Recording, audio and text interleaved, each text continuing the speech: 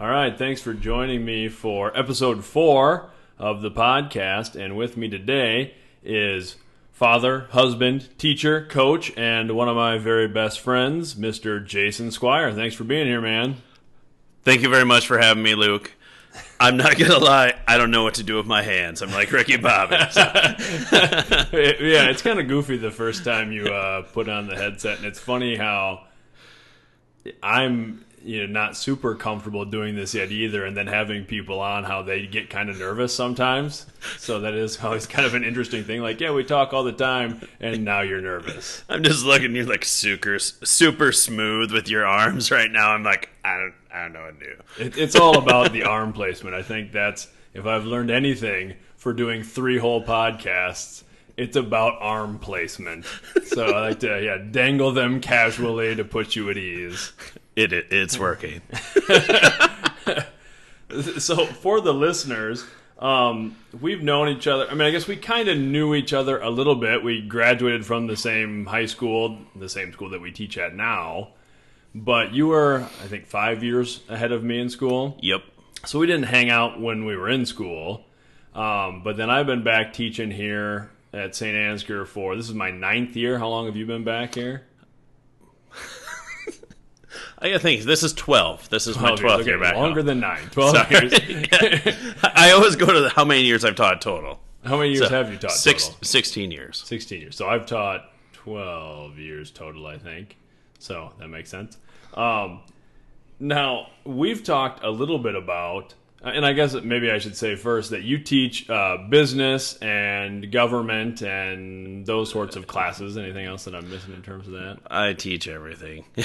Psychology, sociology, government, and all our business courses. Sure. And head basketball coach. We coach junior high football together. Pretty mean tag team there for the old junior high football. It's like thunder and lightning. Yeah, it's a pretty good setup. But, so we've gotten to become friends, and I think really hit it off right away when I came back and started teaching, which was really nice, to have that anytime. I mean, coming back into the same high school we graduated from, it's always kind of a little different. You have some of the teachers that taught you and things like that, but it was nice. We really hit it off. And one thing that we've talked about a little bit is we kind of grew up in a similar way. We kind of talk about the blue-collar upbringing. So tell me just a little bit about that. Like a little bit about you growing up. You spent a lot of time in auto garages and things like I did. I literally grew up in a gas station. So my parents owned a gas station in St. Ansgar. They ended up having to sell it, but then my dad managed it for, I don't know, 20 plus years. My mom worked there as well. Some of my earliest memories are sitting in the back room, getting to drink a glass bottle pop, listening to all the guys who would come in and hang out. Picked up swearing very young. As you know, it still filters through me a lot. But yeah, I mean, we were there all the time. When they moved to what is now, if you live in St. Ansgar, Fuel Time, when they moved there, I actually started working for my parents when I was in junior in high school, and then worked there even when I started teaching on weekends just to make a little extra money. So. Yeah. Did you find you mentioned, listening to the guys talk and stuff? I always remember that, too. I remember it fondly as, hanging out with my dad and, you'd go to whether it was just a buddy's garage or he was an auto mechanic. My dad was an auto mechanic when I was young, and then been a factory maintenance guy since. But you pick up on a lot of things, and I always remember thinking it was cool. You kind of got to look behind the curtain into the adult man world, and you're in these garages with scantily clad calendars on the wall and guys swearing freely because you're in the garage. They're not really concerned about you. Oh, absolutely. There was no registering in their minds that I was there. So they spoke freely. And that was okay. Like I said, it helped me learn lessons in life about you don't get to swear at school. I am proud that neither of my kids who are in first grade and above have been in trouble for swearing at school, because that's when I first got in trouble. So that was good. So yeah. No, it was a lot of fun. I still see some of those guys, and I just think back to some of the things I got to just sit back and listen to, which is, I've learned a lot from just sitting and listening to some of those guys sit around and just tell stories. Mm-hmm.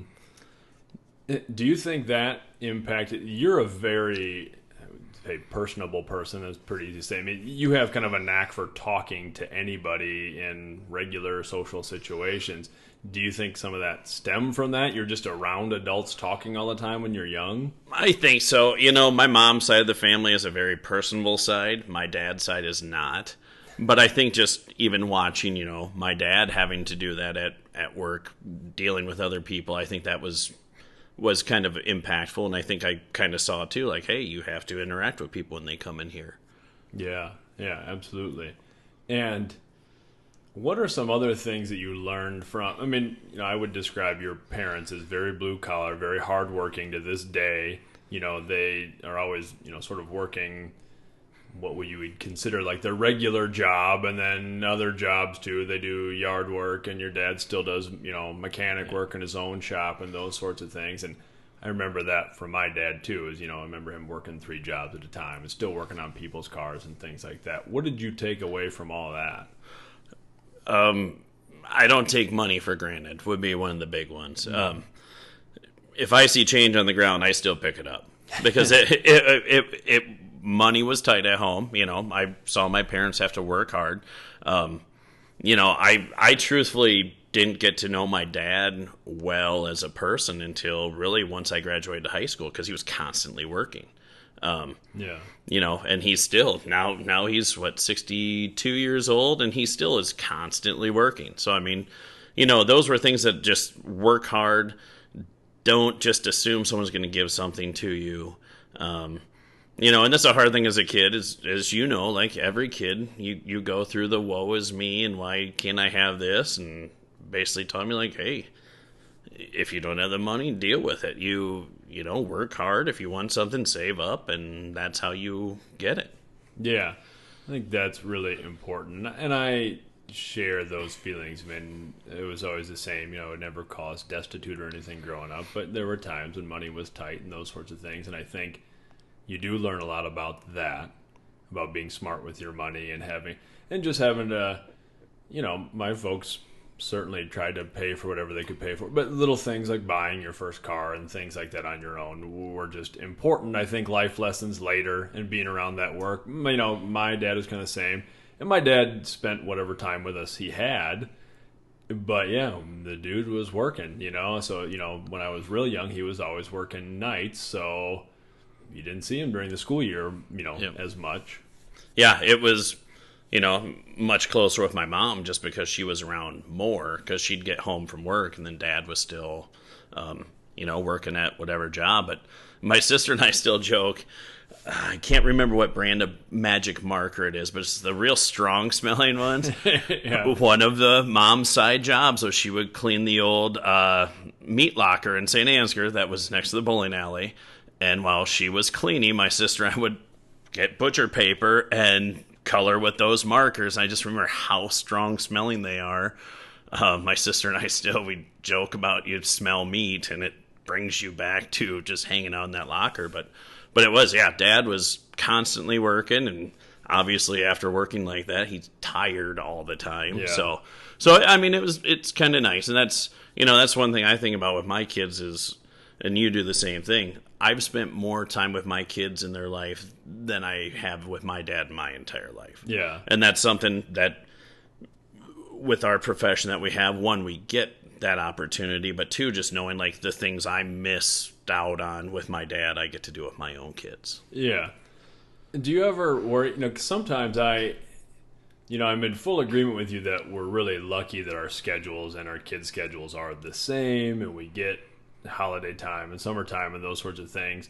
So, it's usually you and me and maybe a couple other dads that are at all of these kids events during the summer, and then it's like all the moms, and we're the token dads there, which is wonderful.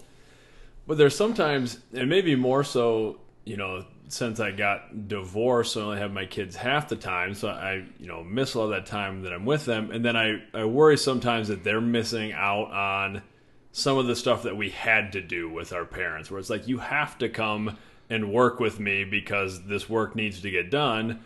Where it's really, I don't, I can do a construction project or something when they're not here, but I've been lately trying to do more, like every weekend that we're together, we're doing like one type of construction or some sort of project like that. So they're learning that, because I don't think I appreciated that when I was young, but being older, I'm like, glad I had to do all that stuff.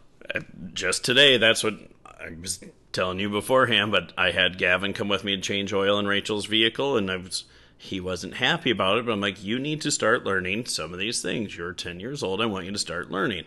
When I got home, I had the kids go out and start raking leaves. Those are the things that it's like, okay, I don't mind doing them, but I have to remind myself sometimes too, like, hey, this is a good job for you guys to learn on. Yeah. My sister, we laugh at this all the time because, sometimes parents invent things to help kids learn skills.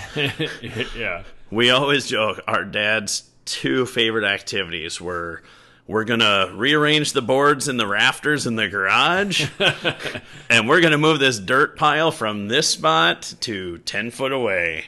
And we still joke about that Jamie asked me, when are you going to get a dirt pile for Gavin and Rain and Natalie to just arbitrarily move. That's right. What's that dirt for? It's for moving. Yep, and basically that's what it was. I was like, Dad, you don't mess with the boards and the rafters. Why are we rearranging them? You never know. So those are the fun things. But I mean, the whole point was to teach us to work hard and figure things out. Yeah. So, us both being teachers then, what what eventually got you on the path to being a teacher? I blame Mrs. Baldus. I blame Bro, and I blame Mr. P for that. And I say that jokingly, but when I graduated, Mrs. Baldus was telling me, you need to be an elementary teacher. We did in German 4, we went to the elementary, worked with kids on stuff. She's like, you need to be an elementary teacher. I wanted to be a loan officer at a bank. Yeah. And part of it is because some family friends who I knew, you saw people who worked at the bank. It was a better paying job than Mom and Dad had. You got to talk to people, which I liked that. And I was just bound and determined that's what I was going to do. Started those classes. Just, I don't know, it wasn't clicking for me. So I made the decision all people think is, I want to do the really exciting major of being a history teacher. Yeah. So I always loved history, and I think in the back of my head, Mrs. Baldus saying you should go into teaching. And I attribute back, Mrs. Baldus, Brode, Mr. P were some of my favorite teachers. I just thought back like, man, they made a difference in my life, and they literally helped me see I could do bigger and better stuff, and that's kind of what sent me that route. And then, the way fate had it, I think there were like 2 or 3 social studies jobs in Iowa when I graduated. I student taught at North Springs. Their business teacher left and opened the door where me being a business major right away, I just had a few classes to finish up, and now I'm double certified and teach a whole bunch of classes. Oh, that's really cool. And that's funny because we've known each other for a long time, and I didn't realize that you started teaching and didn't have your business stuff right away.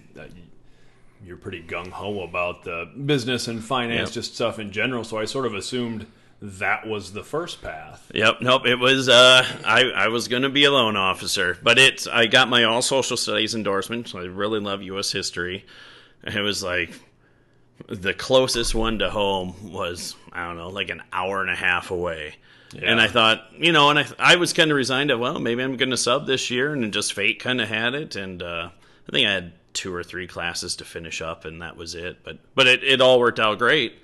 Coming home, it was a full-time business job. With our financial situation, we made some cuts, ended up picking up some of the social studies. So, I mean, it really worked out well. So it's kind of funny how it all went full circle. Was your goal always to come and teach back at St. Ansgar? Yeah. I mean, it's funny as a teenager, you always think like, I can't wait to get out of here. And then, by the time I graduated, I really appreciated what we had. And I just thought, St.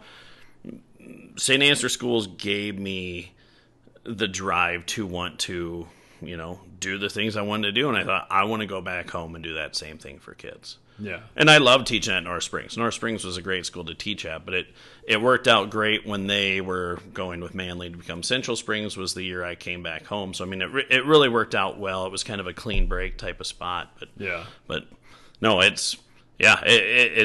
just wanted to come back home and hopefully do the same thing my favorite teachers did for me. Yeah. I was a lot the same way. Wasn't sure about getting into education and did. We talked about this a little bit on the last podcast with Bryce Conway. But,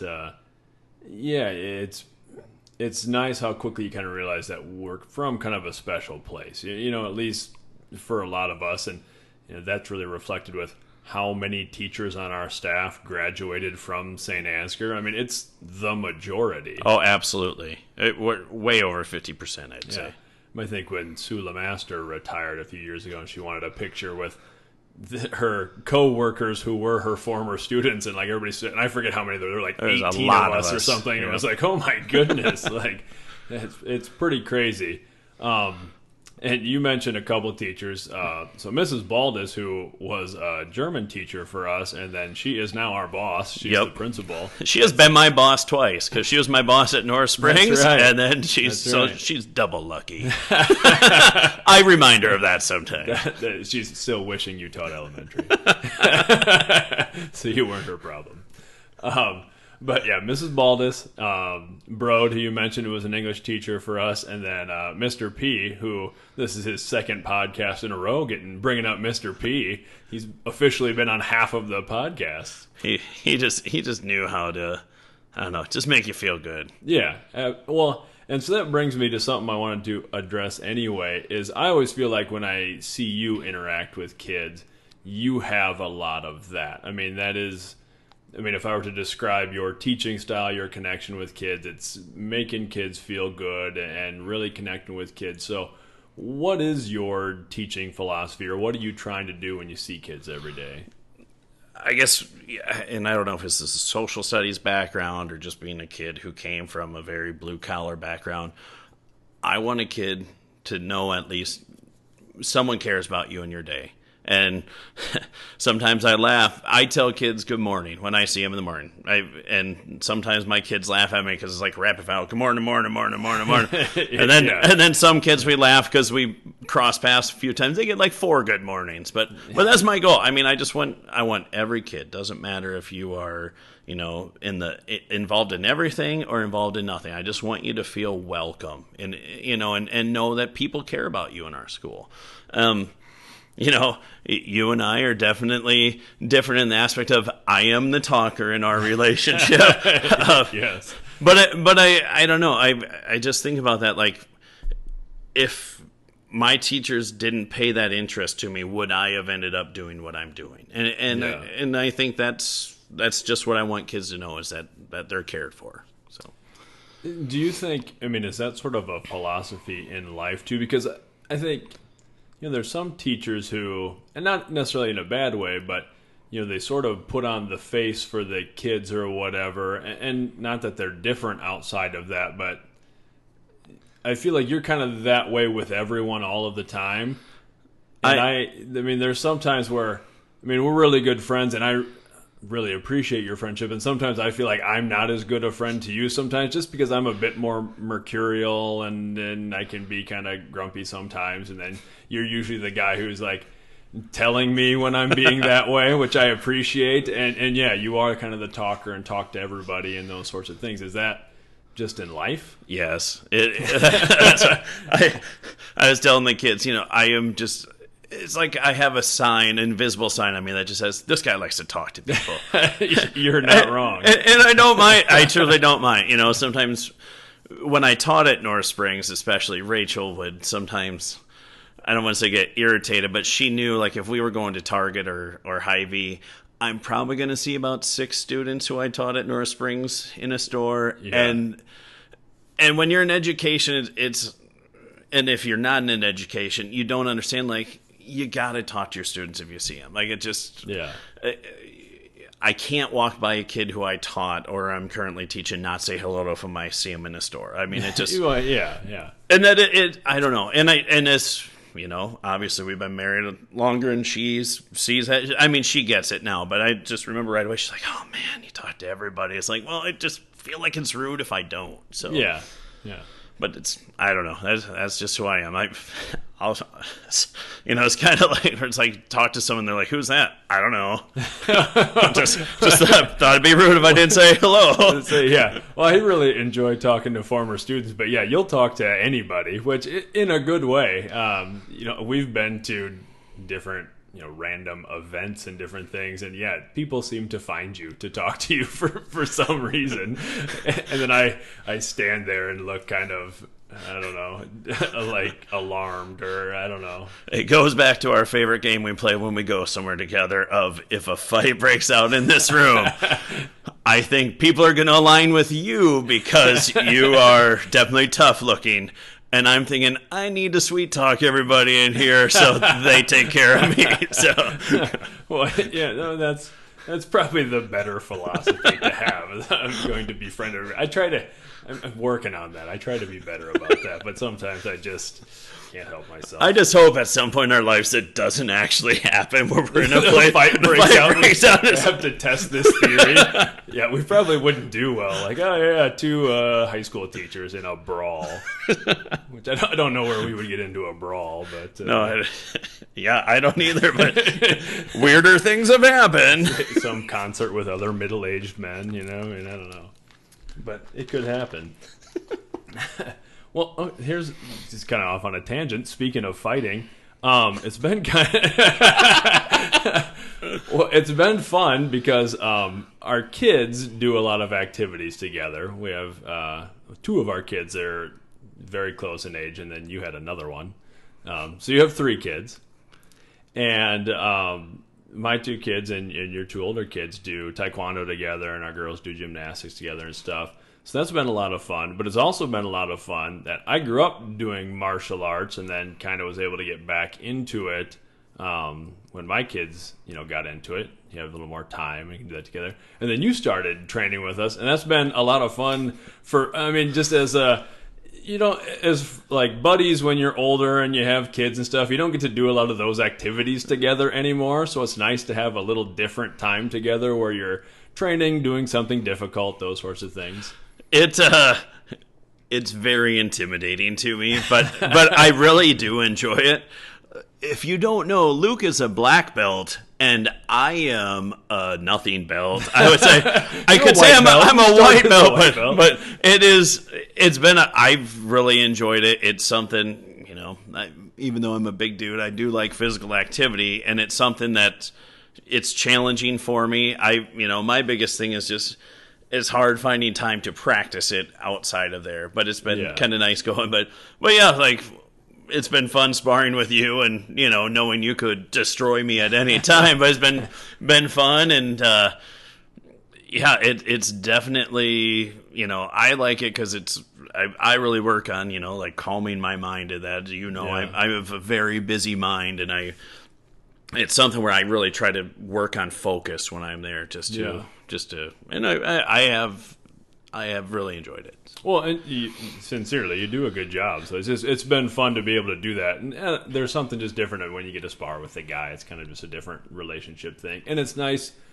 I really enjoy it with the kids because you can play catch and play baseball in the backyard and do all those things, but like we can't play hardcore, like put on the football pads and play football with the kids in the actual event, if they play in high school stuff. Where martial arts, you can do that. They can, if they continue to do it, you can really spar, and as they get better, you can kind of go a little harder, and that's kind of fun to share with them too. Yeah, it's and it's kind of fun because my kids are higher belts than I am too. We were just talking, was it yesterday, and one of them said, we should go through our old forms. And I said, well, I can help you with the beginner one. I said, we should break out this stuff and do a little more of the sparring and things at home. And it's like anything, you're so overscheduled with everything. But it has been fun. And, I think it's good. I am not naturally an aggressive person, so it's been good for me to work on, those types of things. I've never been in a fight in my life, knock on wood, let's keep that going. Yeah. But it's been good for me. I think it's good for my son, who I think is a little bit like me and not naturally aggressive. I think it's been good for him. With a daughter, I definitely want her to be able to defend herself, and it's been, and it's kind of fun too. One of my old teachers, and I think was he your principal, who is 70 years old, is in there sparring too, and that's kind of fun and scary at the same time, because I don't want to be disrespectful to a 70-year-old man, and then he punches me really hard. So, so it works well. Mr. Jerry Rushitar, he goes hard. You would not guess the man is 70 years old. I mean, not by a long. You'd maybe say 50 just because he has gray hair. But and again, it's one of those where him as my teacher, it's like I hold a lot of respect for him, and it's kind of weird. He's kind of shows you don't hold back, because I'm gonna come at you hard, which is good. He does go hard. Yeah. So I gotta reverse the roles on you here a little bit, since we were talking about going back to our careers and things like that. Were you ever at a point in college where you thought I don't want to do this anymore, I want to go a different route, or in terms of education, or anything, or just going I just want to go work construction, or I want to go? No, because I think college is when I really decided that I was going to. When I was leaving high school, I was actually planning on doing sports medicine. And then, very similar thing, some of the teachers, the same teachers you mentioned, but, also, Clev and Shuisaw and a lot of some of the younger teachers who came, I guess maybe when you were kind of getting out of school. They came right as I graduated, okay. But I just think, I had such a good relationship with them and appreciated them so much, and a lot of them kind of suggested education. Yep. And I wasn't really sure. So when I was going to college, I tell everybody for my first year in college, I majored in football and badminton because I, went to Upper Iowa to play football, and was undeclared my freshman year. Was thinking about education, so I took some of the gen eds, but mostly took the hyper classes like badminton and stuff like that, which was a good time. But that's when I decided I was going to do education. And I really wound up loving Upper Iowa, so it just was kind of a great fit. And then it was an eye-opening experience for me when I first started teaching. I first started teaching at Edgewood Colesburg, and it was great, and I was really fortunate to work with a lot of wonderful teachers who were really mentors, veteran teachers, and it was a great experience, but I think I kind of overwhelmed myself a little bit. I tried to take on, I was teaching high school English at the time, and coaching football and coaching baseball and coaching track, and really trying to get a bunch of stuff going in the weight room, running the weight room, and really to no one's fault but my own. And then I wanted to be a head football coach, so I got, in the middle of the year, my first year, got named the head football coach, and that guy who I was following, Coach Dave Millis, was fantastic and kind of turned the reins over to me because he kind of knew that was a goal of mine, but I wasn't super prepared for that, so I think at that point I had some feelings of man, this was maybe a mistake. Yeah. And it was a lot of work, and of course in education you're not going to get rich, so I wasn't making a lot of money. So that was maybe the first point. And again, didn't have anything to do with the school necessarily, not the school. It was great teachers and great administration and all that. And, a lot of those kids I'm still close with, and been to, weddings of those kids and all those sorts of things, and love those guys. But it was just, I maybe jumped in with both feet and was like, oh no, what am I doing? I'm ill prepared for all this. So there was a while where I did, after 2 years of teaching, went back to grad school for a year, and I was already a certified strength and conditioning specialist, so I got my master's degree in sports science, and I kind of thought about going back into the sports route that I started on and was going to do strength and conditioning, but really, really glad that it worked out the way it did. Found out there was going to be an opening at St. Ansgar, teaching art, which I really enjoy, and taking over for Tom Townsend, who was my art teacher, who I was just a big influence to. So it worked out really good, and I'm super happy that it worked out the way that it did. But yeah, there was a moment there when I was teaching, it was kind of like, yikes. Yep. Did you ever have any of that? And that's why I asked, because it was, I think, right at the end of my first year at Nyack, and when I was, starting to think, do I want to switch? I just remember thinking, I was working with my mom and dad at the station at that time, which was a fun thing. It's for the most part, besides your typical relationship with your parents and being a young kid and being ornery, I really did enjoy it. And I just remember thinking man, what if I decided to quit college and just do this? And trying to calculate in my head. And, and it was a brief thing, and I was like, no, that's dumb. Go get your education. My sister and I, and in our immediate family, our parents didn't go to college. And it's like, no, I'm going to go do this path. So I just remember that at that point thinking and it was a great thing, because besides changing oil and general maintenance, I can't do any of the other stuff and would be ill prepared. But I just remember, it was kind of a comfort area. It was fun, being there. And then, I shingled every summer, and I always tell the kids, when you're in college, pick a job that is really hard, that will make you realize I need to keep going to school. Yeah. Keep going after your dream. Because especially for me, it was junior year of college, where I'm like, man, I just want to be done so bad. But it's okay, I hate shingling by the end of the summer. Yeah. And then I think about, I totally respect the guys who you see who have done construction for 40, 50 years, and because it's man, as a 22-year-old, my body ached constantly. Yeah. And thinking about those guys who were in their 50s doing it. But that for me was the big one. Rachel laughs at me sometime, and not anymore, but I just remember early on, I was bound and determined I was not going to coach. Yeah. I was, just being a young, dumb kid. I was to me, it was my teachers were the ones who made more of an impact with me. I wasn't a great athlete, not having a lot of money. I stopped doing sports after my sophomore year and worked, and I was in drama and speech and things, but I worked a lot, thinking I'm going to teach. Yeah. And, we know how our profession is if you can coach, it's going to help you get a job. Yeah. And I didn't play basketball in high school. I enjoyed cheering on everybody, but part of me getting hired at North Springs is I had to be the JV basketball coach. Yeah. And I didn't know anything about plays or anything like that. I enjoyed the game, but I never really paid attention to that stuff. And I just remember thinking well, I'll do this one year, and that's it.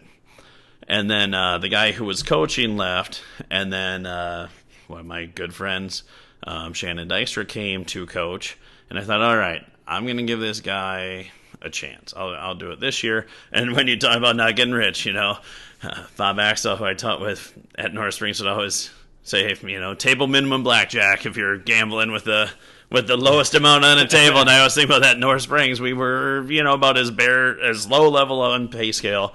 So, part of it, coaching is to supplement the pay. Yeah. And I'm so glad I stuck that out, because, Shannon really helped teach me the nuances of basketball, and that helped keep me going there. And then obviously coming home and getting to work with Merlin Thorson, who's a basketball legend, and Tom was still around, got to work with Tom.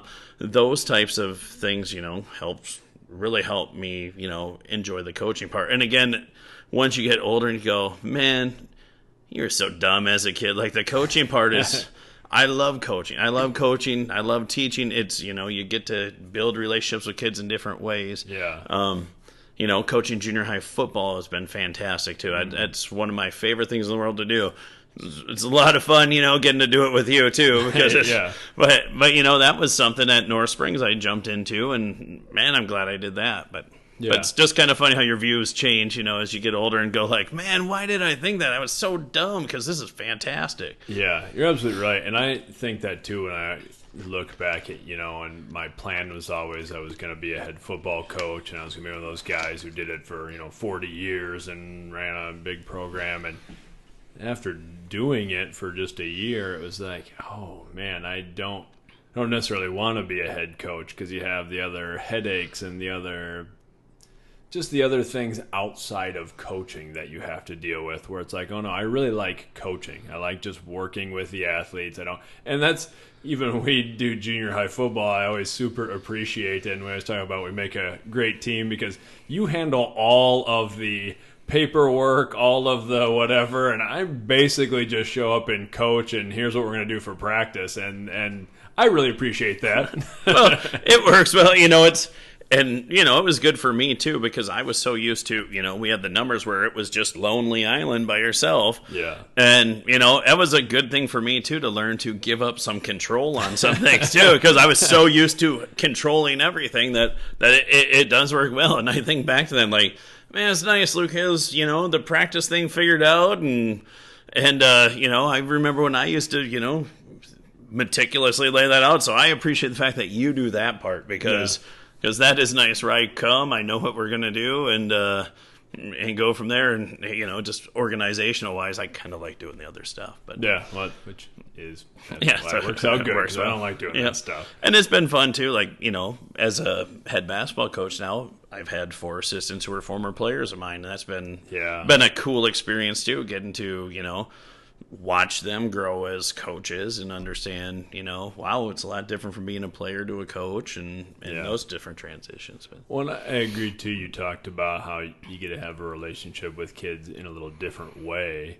And I always think that too, that I don't think I would be, maybe, not that I'm a great teacher, but I don't know if I would have the same kind of full relationships with kids if I wasn't coaching and doing stuff too, because there's some kids who maybe you don't have a huge connection with in class. I mean, like my high school classes are electives, so there's kids who don't take my classes, or you kind of get all the kids, but if they're not super interested in the subject, even if you do a great job with it, then you can connect with them on something else that they're interested in and build that bond. Freshman year, senior year, they're with me. Sophomore and junior year, being more elective classes in there. Yeah, I don't get to see some of those kids for a few years in class. So that part has been good. And, I really look at coaching, it doesn't matter the sport, we're teaching them life lessons. We're helping them learn, responsibility, how to treat others the right way. It's just those little things. And shout out to Conway.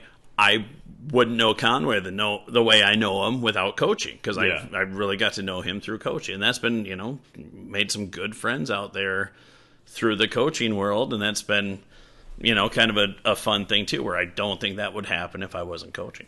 Yeah, there is a little bit if you're in, athletics, or I suppose, I don't know if drama and stuff would be as much because you're not going against other teams and other schools, but in those, there's some of that collegiality amongst other coaches from other schools. And like when I was athletic director, that's probably the only thing I miss about being athletic director is getting to meet and work with, other people from other schools and stuff. Yep. And it's that part has been great, but it's so much fun watching a kid grow too. Yeah. Not just in their skills or whatever sport, but as a person, watching and seeing that maturity of, just becoming a better person, and that's rewarding, very rewarding. Yeah. The sports or, whatever extracurricular activities are kind of just another tool for teaching, I feel like. Yep.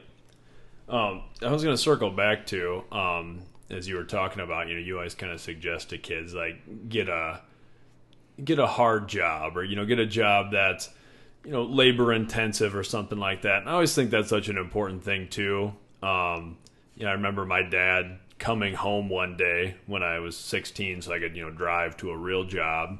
And he's like, well, I got 2 jobs lined up for you. You can either be a farmhand for somebody or you can go work construction. One of those 2. And, at the time, it's kind of like, oh, man, like, a bunch of my buddies are going to work at the pool and stuff. Yeah. Why is that my only 2 options? And I chose construction because not that I knew a lot about construction or even still know a lot about construction, but definitely didn't know anything about farming, having grown up on the north end of Mason City, and definitely wasn't going to be a farmer ever. So chose construction, and so thankful for that now. At the time there was a lot of days where, it's like get up in the morning, go build a house all day, or, do the menial tasks assigned to me as the high schooler while the house was being built. And then like I would go change into my baseball uniform to play a baseball game, and then at that time we had like night weightlifting and stuff, so it was lift at night or lift early in the morning before going to work, and it was like, man, this isn't a lot of fun. Yeah. But looking back, I think, the same thing. I'm like, oh yeah, my kids are going to work construction or something like that, so you can sort of, and if, one, you can find if you really love that type of work. But if not, you can find like, hey, if you don't want to be doing this labor-intensive job for your entire life, then now you know. Absolutely. And that's, I always tell kids too, you need to work in food service. Because you will quickly appreciate if your food is 10 minutes late at a restaurant. Yeah. You will quickly appreciate it. And I always tell them, like, you learn how to deal with people too, because you learn how to turn on that charm, or you learn how to listen to someone and then try to alleviate that issue, because it is super challenging. And still to this day, like if I'm ever out to eat and I'm, getting a little frustrated because it's food slow, I stop and think back to, man, when you were at Paradise, you had days like that too. And it makes you appreciate those things. So, yeah. So let's go through a list real quick of jobs you have done in your life. So I'll go first. Go ahead. Yeah.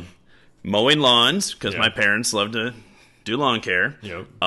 Snow removal, which again they still do. I hate moving snow more than anything in this world. Still to this day. Did you do it with the blade, like on the vehicle, or snowblower? They had snowblower, but being my sister and I, we got the shovels. Yeah. But I still it'd be 5 a.m. on a snow day. Get up. We have to go move snow. Someone could fall on that sidewalk and sue someone.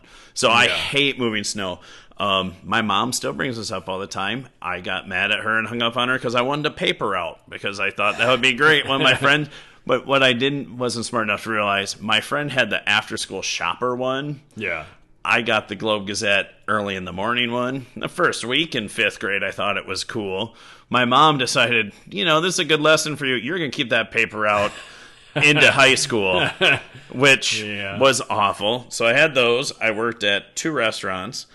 I worked construction with 2 different guys, mostly roofing, and then worked at the gas station. I think that's it. Wow. Yeah, I didn't do nearly as many. So in high school, I started working some construction, and then I wound up getting to do like a bunch of sort of groundskeeping. There was a little cemetery down the road from us, which, you kind of live in the middle of nowhere. So we started like mowing that as just a little side thing, and then mowing a bigger cemetery in Totterville, small town in our area. And then that roundabout led to like doing like groundskeeping, weed whacking, like that type of stuff at one of the cemeteries in St. Ansgar and around Wolds and stuff like that. So that was about it in high school, was construction and that, like, I don't know, lawn care, groundskeeping, mowing of cemeteries primarily. And then in college, I worked as a telemarketer for a month. A month was enough. That's another one where you say, like, you're a little more forgiving in the food service.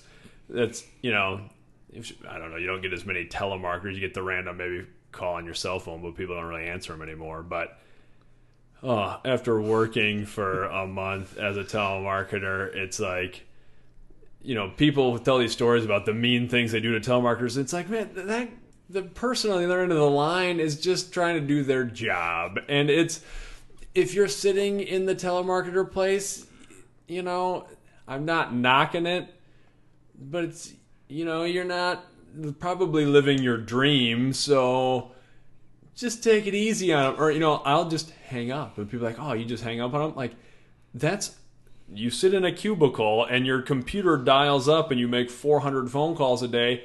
The best thing to do is hang up and it just goes to the next one. You don't need to have a big thing. But yeah, I did that for a month. That was enough.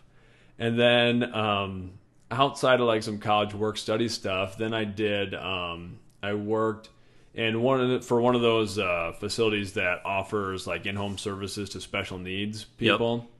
Yep. So that was a really great, by that time I knew I was going into education. That was a really great experience for that. It was hard to work a ton in college because I played football in college, and that's a full-time job when you're in college. But then I did that, worked for this in-home services for special needs, which was eye-opening in a lot of ways and a really good experience. But that's about it, other than education, I guess.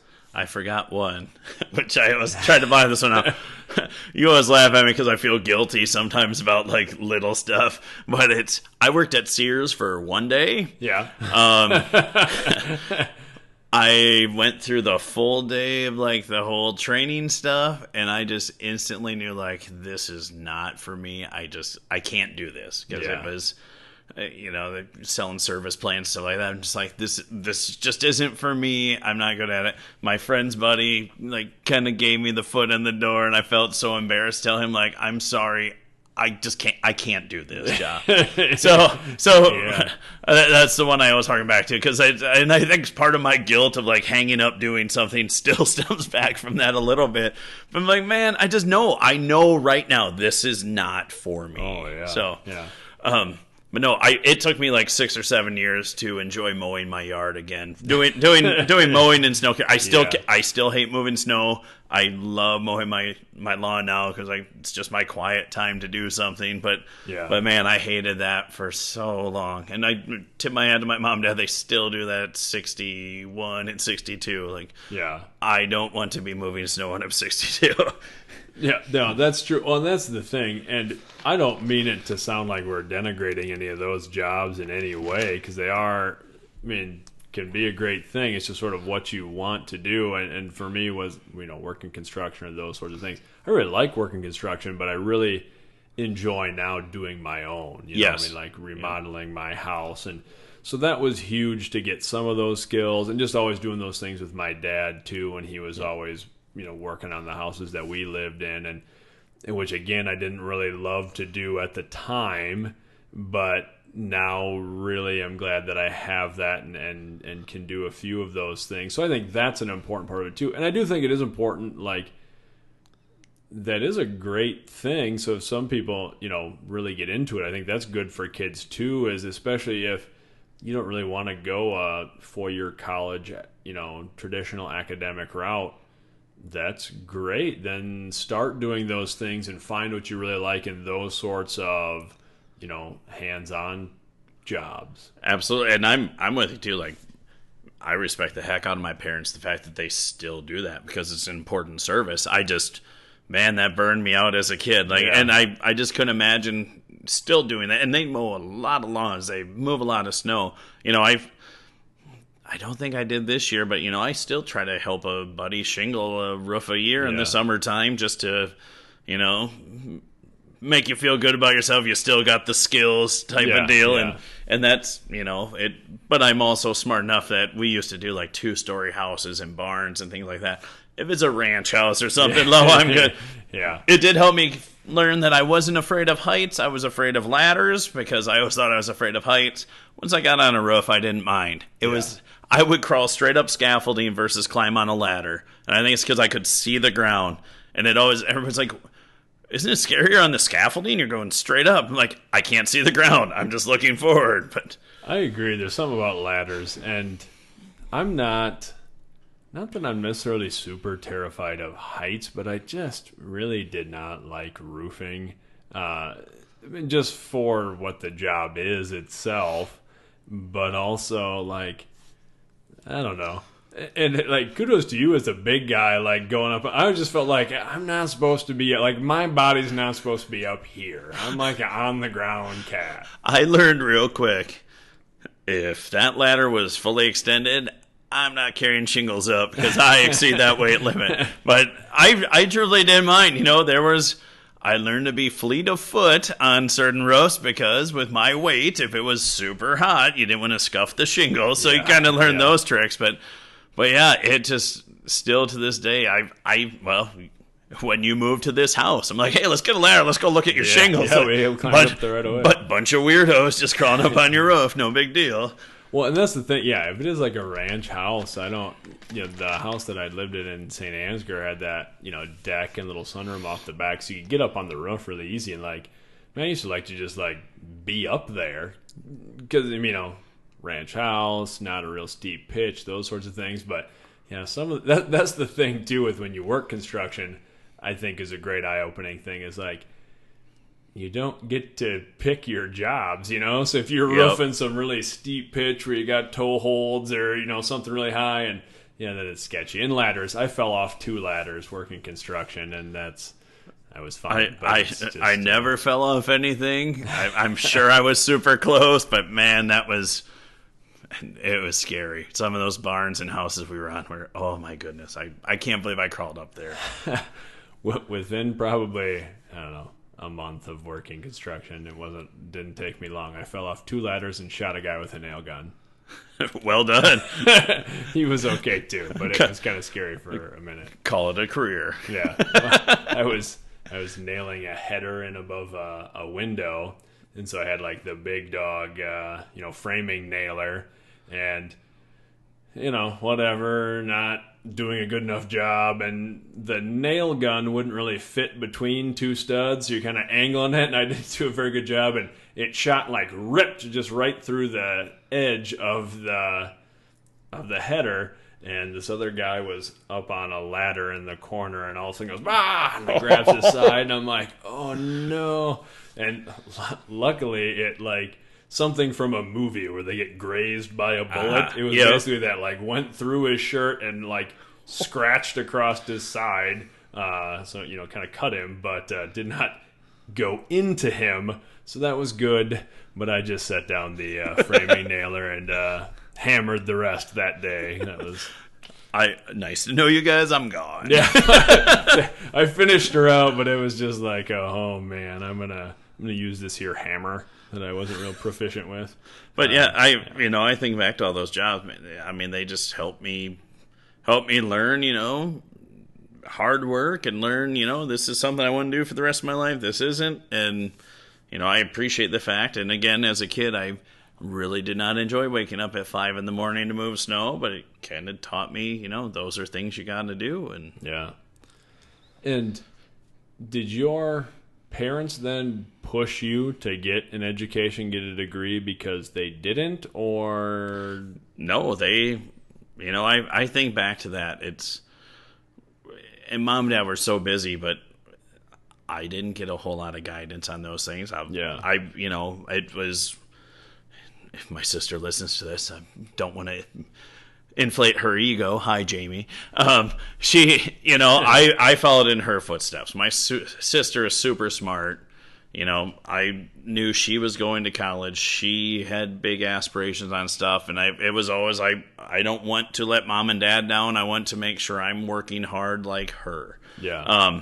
And we would jokingly have little competitions with that too, where technically I was the first one with a college degree because my NIAC graduation was before her University of Iowa graduation. So I was teaser about that. Like, I technically graduated college first.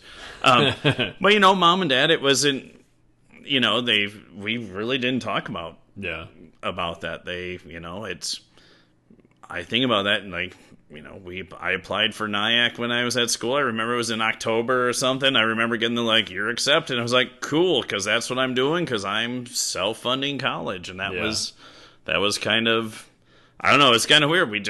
I don't remember us ever really talking about it. But how about for you? Well, mine was, again, similar. I think my mom has an associate's degree. I know she studied like mechanical design and we keep referencing NIAC, which for those of you who listen to this who aren't in the area, that's North Iowa Area Community College. It's the local community college, junior college in our area. And, my mom went there and started studying mechanical design, and then she got a job.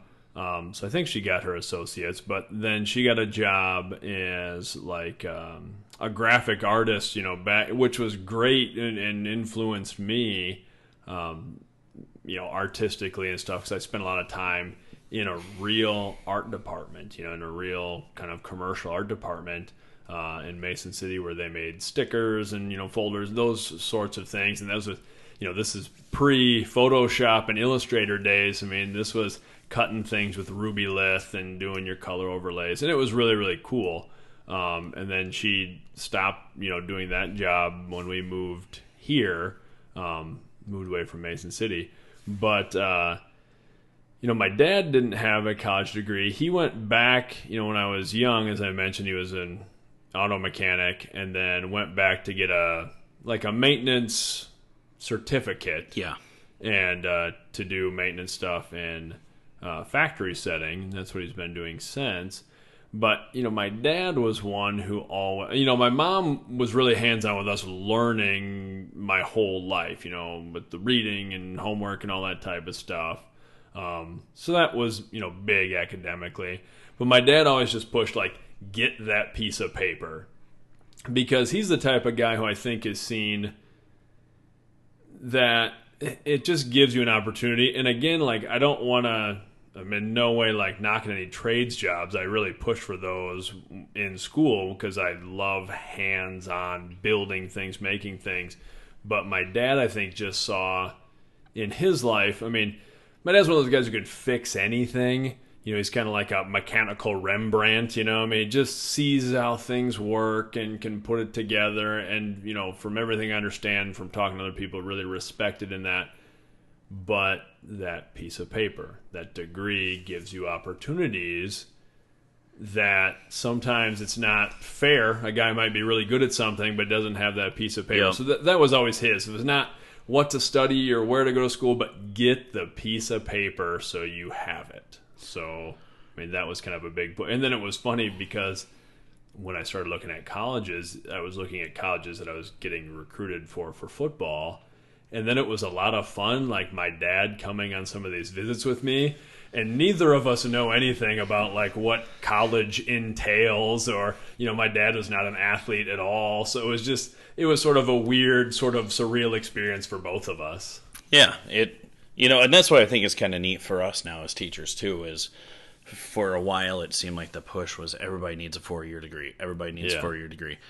I think it's fantastic because I never had that belief. My thought was always go into something you love. Yeah. Do what you love. And I didn't philosophically believe with that, is not everybody needs a 4-year degree. Yeah. I think it's great right now.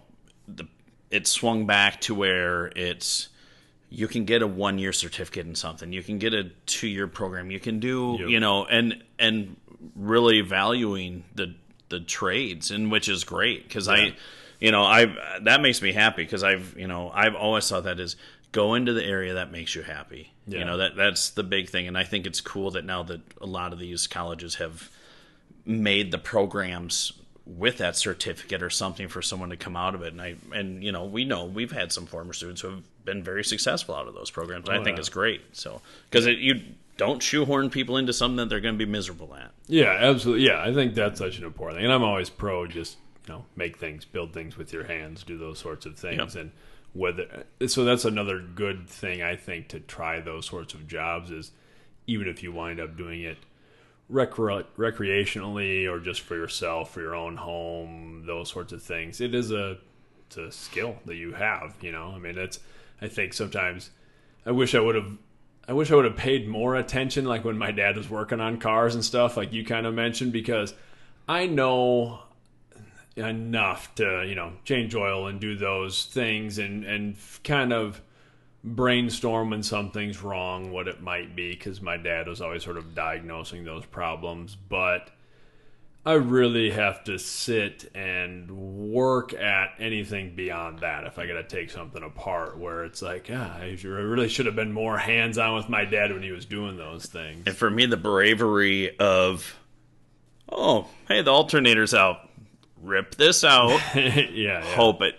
Just thinking I'd be scared to death doing it on my own, making sure it all gets put back together, especially on modern cars now are just those scary. Are tough to even get to anything, man. I'm trying to do a few things just on a couple of vehicles, and you got to take half of it apart to get at anything.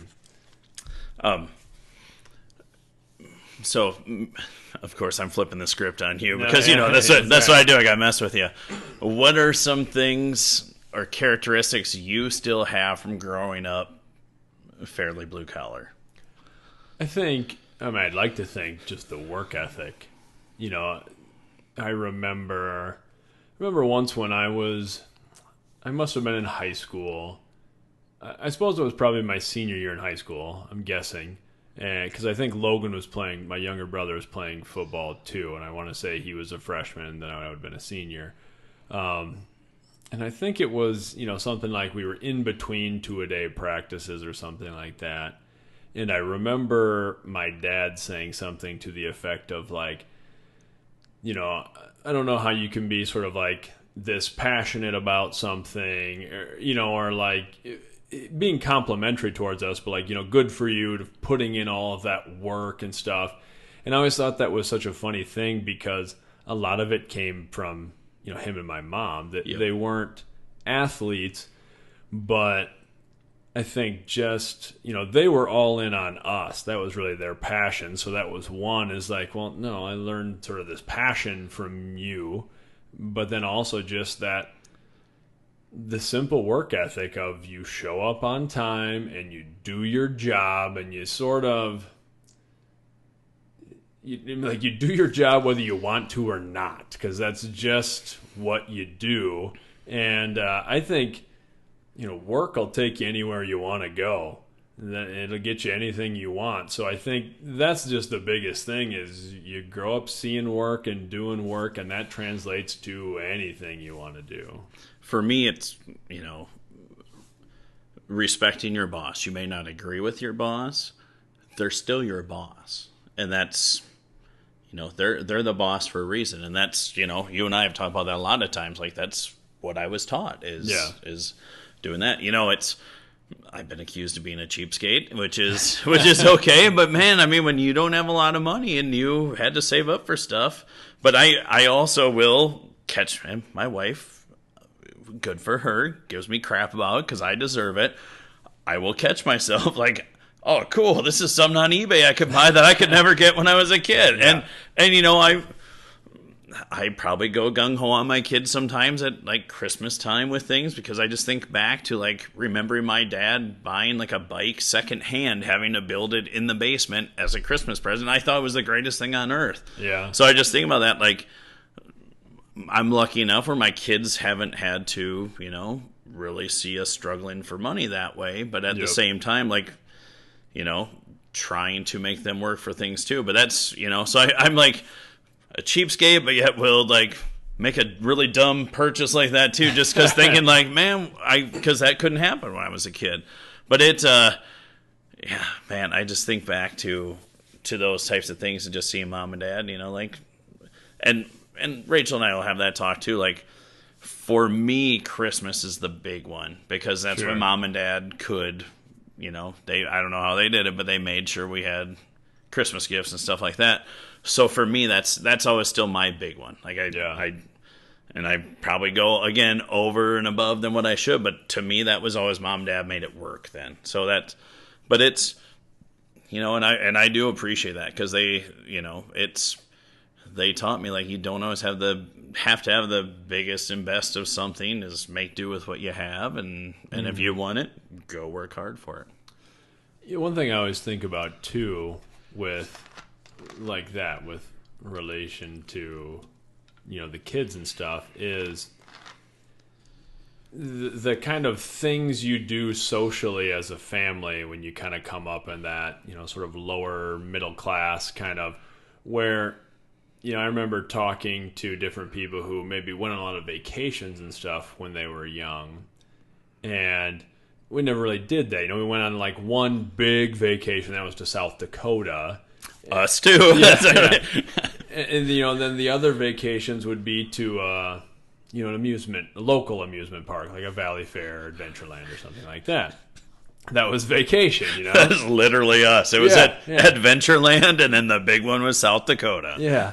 And I've had that conversation with people, and I think, in some ways, we did just try to do a lot of stuff that was sort of day-to-day types of fun things, because you were never going to go on the trip to Disney World, but you could you could on a Friday night rent a movie from the local Family Video or whatever, and you could do that. Or you could stop at the gas station and get a Little Debbie's, snack for 50 cents or whatever.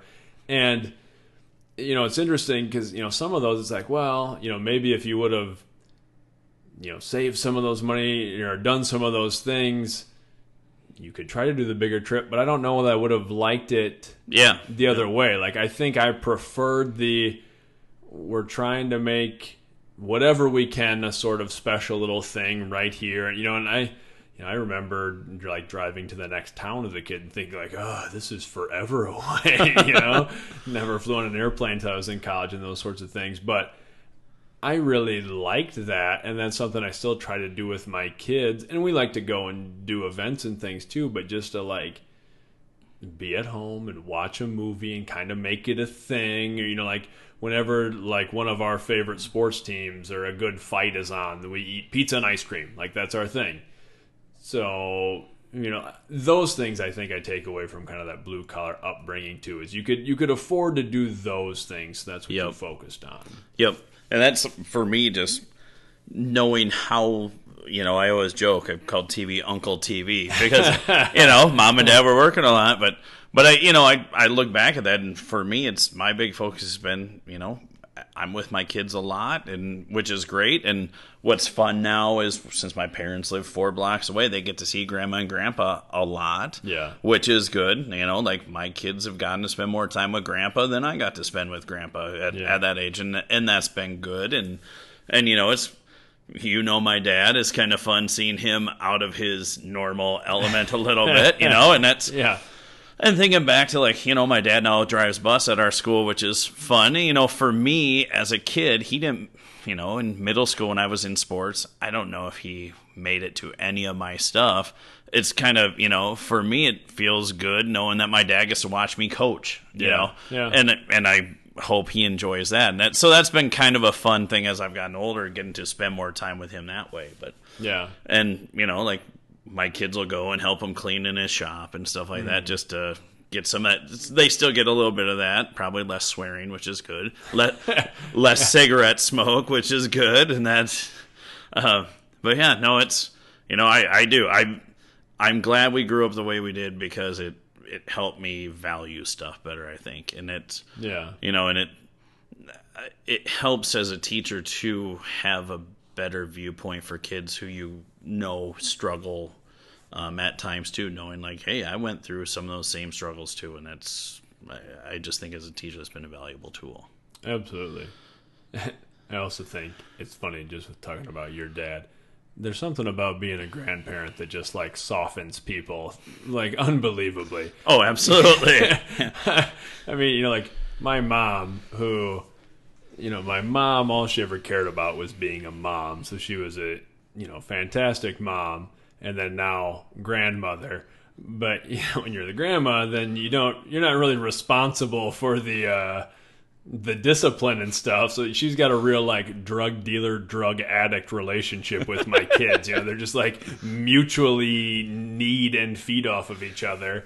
And my dad, who, same thing. My dad was always great about making it to events and all those sorts of things. But like, I've seen him do stuff now that I never saw him do in my whole life, like climbing on a jungle gym and like, like playing catch with Mickey. And it's like, man, like we never played catch, which is fine. It wasn't his thing. And I didn't get into sort of like traditional school sports until I was, older in middle school and stuff. But, yeah, it's funny how that happens when you're a grandparent. I can seriously visualize the only time I ever remember playing catch with my dad. Yeah. Like, ever. Like, I don't remember ever playing. I should just grab a football or something, go to his house. Sometimes I just look at him and go, what the hell are you doing? Like, reenacted the scene from Field of Dreams, but, like, you and your dad be like, hey, Dad, how about a catch? And he'd be like, what? Like, I'm wearing my one-piece jumpsuit that I work on cars in. These blue jumpsuits aren't made for catch. So, but I would pay money to watch you and your dad play catch. We could make that happen. Being a business teacher, I'll charge admission. So. Well, and I think, too, like, my wife is a wonderful human being who I love very much, and I think sometimes, you know, we'll have the discussion where, like, I like want to work on something by myself. Sometimes she's like, well, don't you want the kids for that? And it's like, well, I do it sometimes, but at other times, like, I grew up that way where, like, Dad's out working on something where I wasn't around either, and sometimes it's hard for me to switch my mindset to go like, okay, it's okay if they hang around with this too, but I don't know if you ever ran into that either, but it was, you know, that's when he was working constantly. Sometimes, you know, even in my own head, I'm like, hey, you know, Dad always worked on something by himself. Sometimes I just get in that mindset too, where I catch myself sometimes like, okay, no, kids can come out and help me with these types of things too. I don't know if you ever. Well, kind of like I mentioned, you know, I've always had the kids doing projects with me, and it just sort of changed a little bit, you know, in the last year and a half or whatever, when, you know, only having them half the time, where I kind of haven't been doing as much of that with them. So, you know, I've been trying to, like, hey, we're doing a little project, you know, every time they're with me to kind of still get that. And then I forget sometimes that, like, hey, they really like that too. You know what I mean? Like, it's not a bad thing for them to do that. We were just last weekend building a rack in the garage, or finishing a rack in the garage for our kayaks, and doing some other stuff. And I have you know, like a big garbage barrel full of scrap wood from stuff. And they're like, hey, can we make stuff with this? And I'm like, oh yeah, like that'll be awesome. And they're painting and doing stuff, and it's like, oh yeah, that's really enjoyable for them too, to not forget about that. Yep. So that's, you know, those are things I know I need to get better at that too, because sometimes I get into that kind of like isolated mind, like just, again, how Dad was working on those types of things. So like, me as Dad should be doing those things. Like, wait, it's okay for others to be hanging out and helping you with that too. So going back to knowing you grew up the same way, favorite low-end vehicles that you guys own. My two favorites. Oh, man, that's a good question. We, of course, had the standard station wagons with the seat that flipped backwards. We had one of those too. We had a green one, like olive green. Nice. It took me until my adult life to appreciate leather, because those vehicles had vinyl seats, and I always thought vinyl and leather were the same. Yeah, this is not going to be good. And then if I could find this van again, I would buy it in a heartbeat. We had this Dodge van with a barn mural painted on the side. Oh, that's glorious. And that thing was beautiful. And that's what we took to South Dakota. And my sister will still attest, like, we were driving up a hill, and I just remember, like, Dad praying that the van could make it up that hill. It was the most gutless, like, vehicle ever. But if I could find that van, I'd buy it in a heartbeat, because it had the plush seats that could turn, and then, I don't know, just, that van was great. That is awesome. That's a great question, because we had, like, the myriad of vehicles, too. And, of course, you know, almost everything we owned was, you know, like a salvage that Dad would fix or whatever. And then we still do that. I'm really fortunate. I mean, like, the last vehicle I bought was a salvage, and then, you know, Pops does a lot of it and helps get it fixed. But we had they got, in the early days of minivans, they were big on minivans. We had the Silver Bullet. It was a silver minivan, like kind of like the OG Dodge minivan, you know, kind of box looking thing. That was great. But yeah, we had the station wagon with the rear-facing seat. Excellent. We had the wood grain paneling, which is also a great choice. Did have a full-size van for a while, which was great. We didn't have that for very long. We pulled a camper with it, but it was just fantastic. You know, with the captain seats in the back that would turn, you could put the table in, and so I love that. I also just real partial to like the random like work cars Dad had. Like, I learned how to drive in a 1980 something Volkswagen Rabbit that was a 5-speed, you know, manual. And it didn't go into first gear, so you had to be like, you know, real good with the clutch anyway. Which learning to drive learning to drive any vehicle and learning on that's not very good. And it was so just roached out that the transmission, you'd have to like, you know, grind it till you find, you had to like wiggle the stick around to find where the gear slot was, and like kind of punch it in there.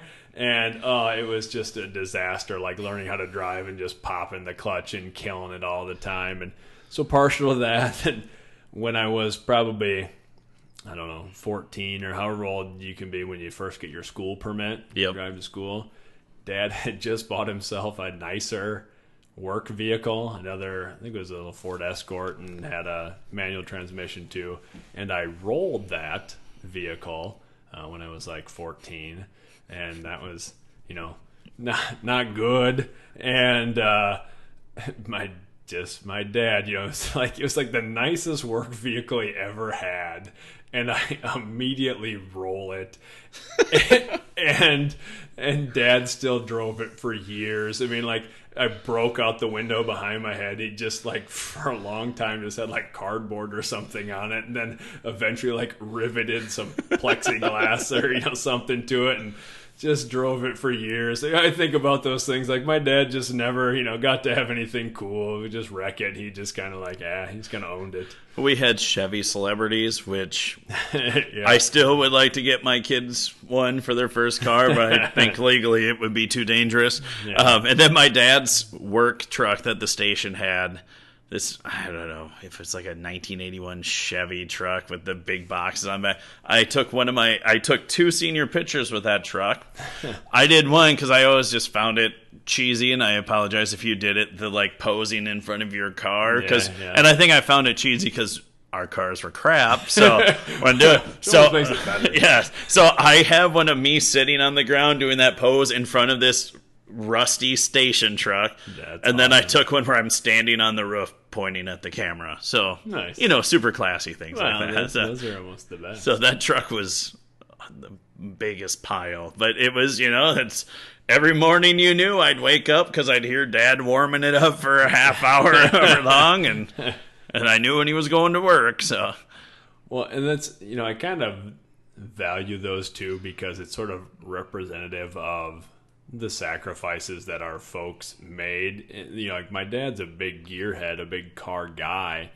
And even when I was real little, had some cool stuff, like he had tricked out an old truck, and he had a motorcycle that he'd built himself, and, rode motorcycles, and him and my mom, did off-road jeeping and all this stuff. And you got rid of it because you needed the money. Yep.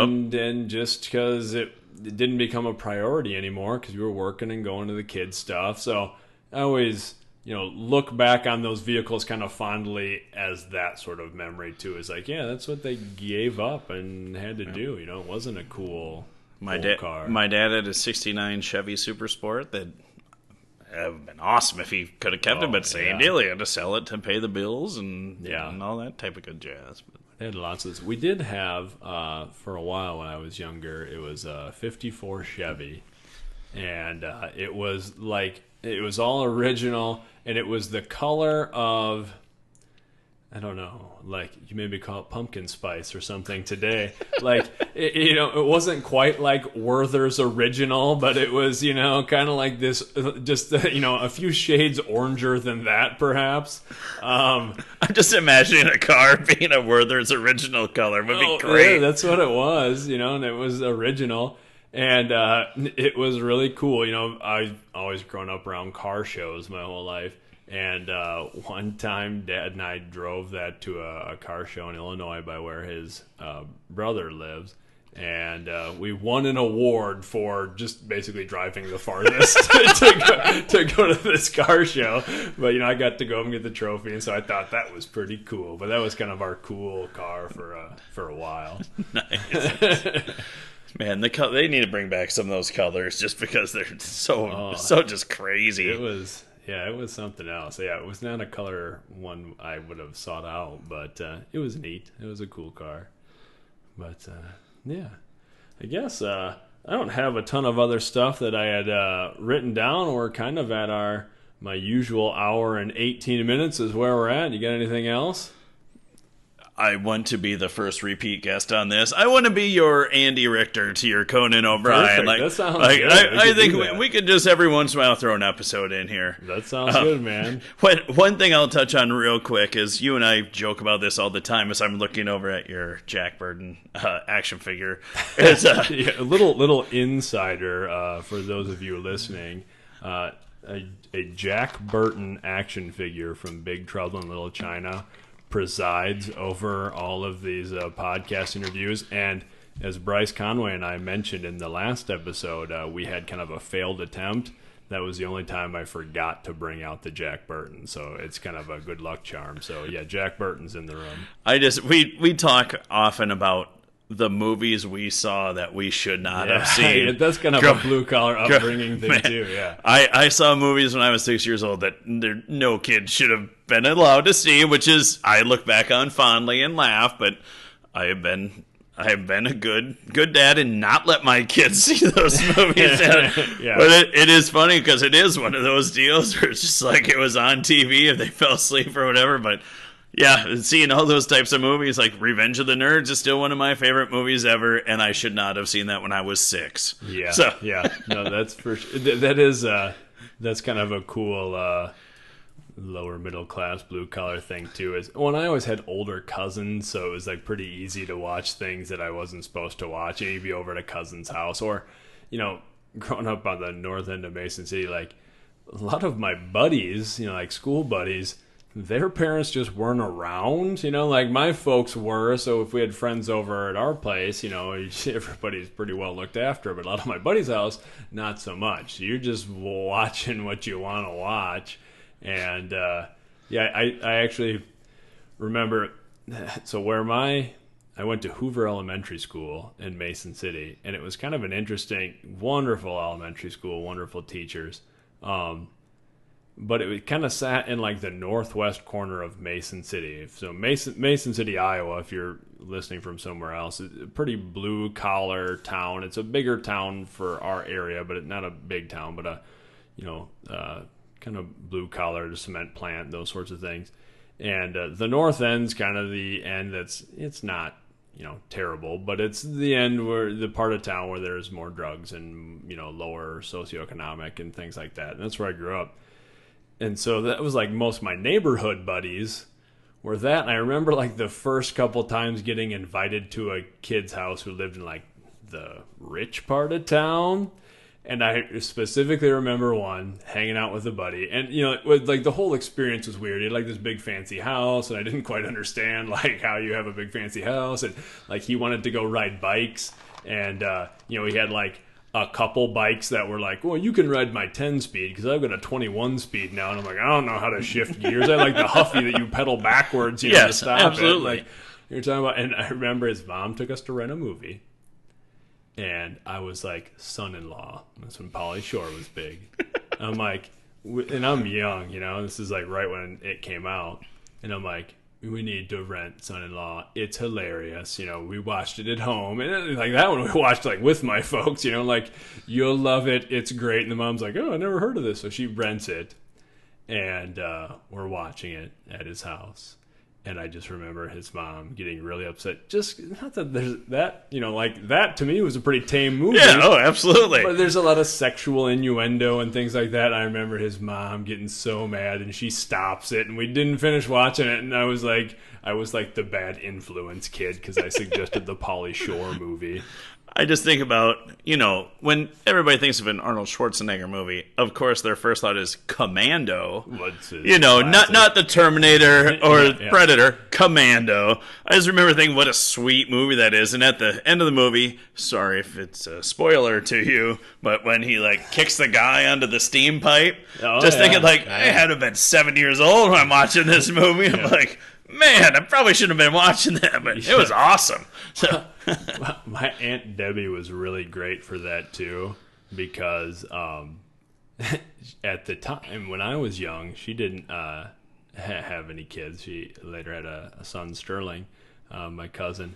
But so she was kind of like our, babysitter or whatever. You hang out with Aunt Debbie, and hanging out with Aunt Debbie was the best because one, Debbie is still one of the best cooks I've ever met, and it's like real cooking, butter, and I mean like everything. Like one of those people who like her eggs are better than regular people's eggs. Like how do you do that? And she would make popcorn, but like stove top, popcorn and the butter and the salt, and she'd put it in this big kind of barrel bowl. And we'd eat that. We'd drink coffee, so I'd be like 5, and we'd be drinking coffee. And I imagine she put a lot of sugar and cream in mine or whatever, but we'd be sipping coffee and eating popcorn and just watching movies that I should not have been watching. And the one that got me when I was little was Temple of Doom. The Kali Ma scene where he rips the dude's heart out, and just Nightmare City. But thank you, Aunt Debbie, for us just drinking coffee and eating and watching those sorts of movies. She was into all the like sci-fi, creepy horror movies. Nice. That's what we were watching, man. All right, I got to throw one more story out here, just the epitome of my dad, which I know you will appreciate. So I can't remember. It was a few years ago, and Gavin, I don't know, he asked my dad out of the blue, he goes, "Grandpa, who's your favorite football team?" He goes, "The Raiders." And I just spun around. I go, "What?" And he goes, "The Raiders." It's like my whole life, I just assumed my dad was a Vikings fan. I'm a big Bears fan. I just assumed because the Vikings were on. Yeah. And I was like, "Gavin, and my dad will let him know, I still don't know if he's 100% serious or he's just messing with me and Gavin." But just the other day, he made a comment to Gavin about like, "Oh yeah, the Khalil Mack traded to your Bears and we sure got them, blah, blah, blah." I'm like, "Dad, you've never once made a reference to the Raiders ever in my life." And so, I mean, those are the little things too, like, maybe he was a Raiders fan, but just since I never saw him a lot growing up, At the shop, he's somewhere all the time. You just didn't know. Yeah, but I just always, I just imagine like on the day he dies, him looking at me just going like, "I'm messing with you. I don't like the Raiders." Like, Yeah. But that's just the way my dad is, which I just think is hilarious. But He'd just be like, "No, actually, I'm just really a big NWA fan, so I just got into the gear." Yep. Oh, absolutely. That's what it is. He just, oh man. So yeah, that's really funny. That's my dad. So in a nutshell, Closet Raiders fan. he was actually wearing a Raider shirt under his blue jumper, that would be awesome. just invisible. So. Yeah, I'm all for it. So, well, thanks a lot, man. I sure enjoyed having you on. It's fun to, we talk all the time, but it's fun talking this way. It's kind of just a different deal. Appreciate it. This was fantastic. Luke knows, like, as soon as he said he was doing this, like, I can't wait to be on there. This is going to be awesome. So I would love to be back on any time just talking about whatever direction we had. We kind of hit a stride here at the end. We can, go off the rails next time. So I appreciate it, man. It's a lot of fun. Appreciate your friendship, and this was a blast. You bet. It was a good time. All right, we're out of here.